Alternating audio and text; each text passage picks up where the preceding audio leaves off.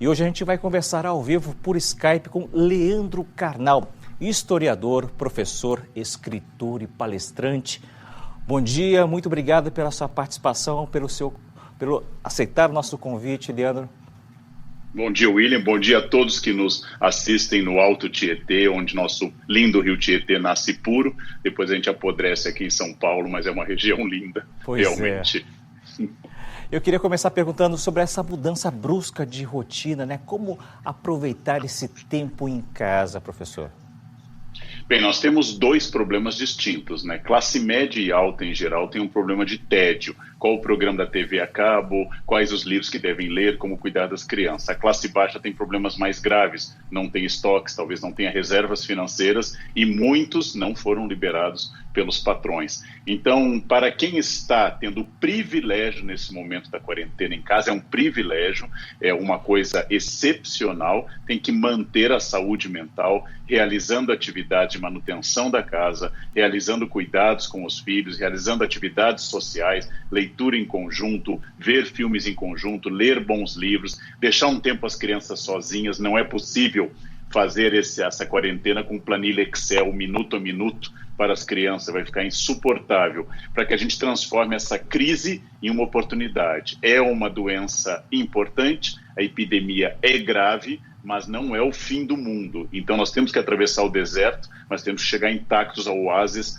lá do outro lado, manter a sanidade mental, não apenas sobreviver.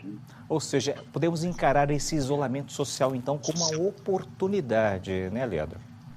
Bem, nós temos que encarar ou vamos todos enlouquecer durante esse período. Você publicava, todo mundo publicava nas suas redes sociais, família é tudo, família é dom de Deus, eu amo minha família. Chegou a hora de testar essa sua frase. É difícil porque é uma quebra da rotina.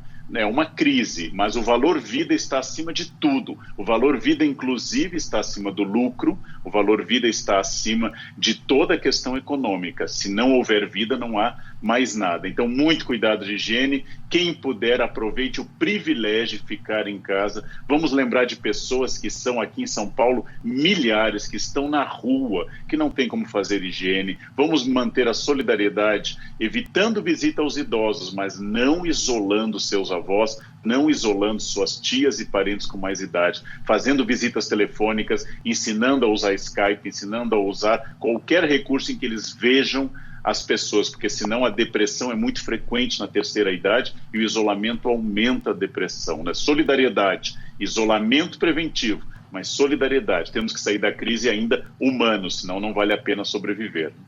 Leandro, muitas pessoas estão com as famílias, mas também tem pessoas que estão sozinhas, isoladas de uma maneira solitária. Para essas pessoas também pode ser uma boa oportunidade, né? As pessoas sozinhas em casa.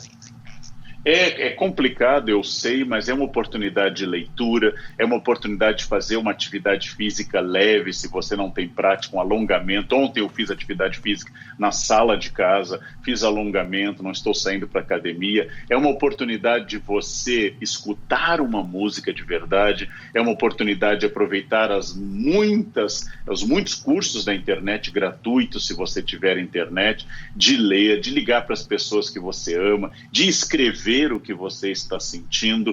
Nós temos pessoas como freiras carmelitas e outros que passam a vida isolados em silêncio e oração e têm uma estabilidade psíquica enorme. Nós não temos essa prática, nós precisamos desenvolver. É passageiro, isso não vai durar para sempre, mas tem que ter a opção de manter estabilidade psíquica, senão o coronavírus será o seu menor mal. Não adianta se isolar, como no filme Iluminado, do Jack Nicholson, se isola e de repente começa a sair do eixo, sair da casinha. É preciso se isolar com saúde mental, e a saúde mental é uma opção diária. Eu não vou me entregar à tristeza, eu vou fazer coisas e eu vou ajudar pessoas que precisam mais do que eu preciso.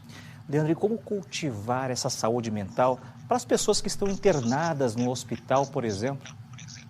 Bem, mais uma vez, é uma oportunidade de leitura, se possível, é uma oportunidade de fazer um adensamento, de meditação, e assim por diante. Não é fácil, eu não estou achando que seja fácil, nem que seja tranquilo, já estive internado em hospital, não é fácil. Agora, não tem escapatória. Se você está lá, duas maneiras de viver, por exemplo, uma internação. Ou desesperado, que não ajuda em nada e piora a sua imunidade, ou tentando se tranquilizar. Não reforçar pela fala o desespero. Eu estou aqui, eu estou sozinho, meu Deus, isso não adianta. É como num dia de calor, você está em Mogi, está aquele calor terrível, as pessoas, nossa, está quente, está insuportável. Não baixa a temperatura e essa agitação ainda aumenta a sua temperatura interna. Então, é inevitável, não tem o que fazer. Vamos aproveitar para diminuir a tensão. Não é fácil, não é para qualquer um, mas é uma questão de vontade. Eu quero estar bem, eu quero pensar em coisas boas, eu quero, se possível, me comunicar com quem eu amo e eu quero ler bons textos. E é excelente. Leitura é uma excelente companhia. O momento de cultivar a empatia também, né? Empatia, no sentido de sensibilidade ao outro, simpatia no momento de sentir junto com outros, simpatós do grego, mas é um momento de saber que nós não somos de fato isolados. Essa epidemia não será solucionada por uma pessoa, não será solucionada pelo seu condomínio, mas pelo mundo inteiro. E parar de ficar debatendo bobagens.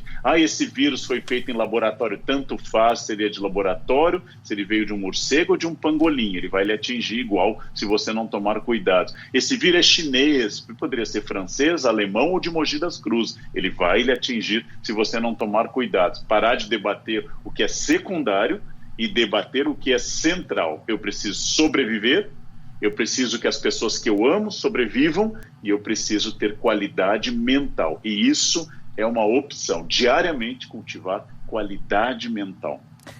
Leandro Carnal, que também é historiador, o mundo já passou por situações piores e parecidas como essa, né? Muito piores, inclusive essa região histórica do Alto Tietê sofreu muito em 1918, com a pandemia que foi a gripe espanhola, que nem espanhola era. No século XIV, quando o Brasil não existia, a peste negra foi devastadora. Na Alta Idade Média, a peste Justiniano.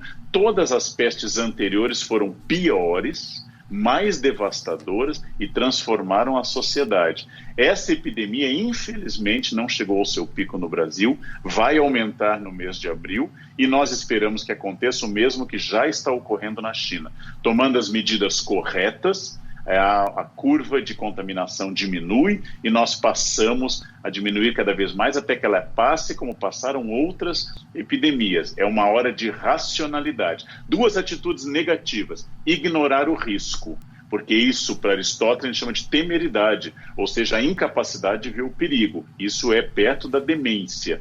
E a outra atitude negativa é aumentar excessivamente o risco, sem desespero e sem negar. Existe uma doença, ela é grave, ela vai matar pessoas. Se eu tomar cuidados, eu vou diminuir o seu impacto e vou sair dessa não apenas vivo, mas talvez até com mais conhecimento. Não ignore, não negue e não se entregue ao desespero. São as duas pontes que têm que ser evitadas.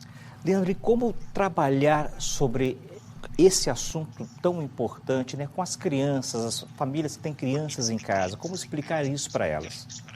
Diferente da minha infância, as crianças já têm informações. É possível que seu filho tenha navegado mais do que você sobre a epidemia, tenha visto cenas dantescas na Itália, tenha visto cenas terríveis na China e agora cada vez mais Estados Unidos e Espanha.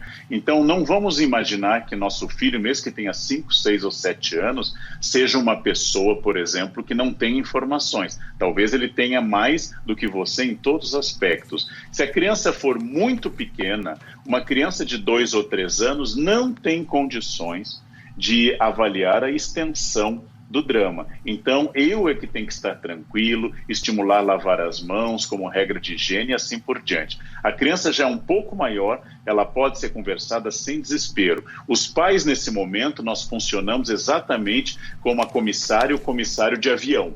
Se o avião está tremendo, os pilotos e os comissários são a referência para os passageiros. Eles olham para nós. Se nós entrarmos em desespero, aí os pilotos são um exemplo. Imagino se eu sou um psiquiatra, meu paciente diz que tem uma doença grave, que ele é esquizofrênico, eu começo a gritar, meu Deus, esquizofrenia, que horror, deixa eu sair daqui. Eu tenho como adulto demonstrar tranquilidade, porque as crianças vão ser contaminadas por isso. É um exercício. Conversar, não esconder, se a criança tiver capacidade de entender, cada pai conhece seu filho. Esconder é pior, eles estão vendo na internet o dia inteiro. Ignorar é ruim e aumentar o desespero contamina o ambiente familiar.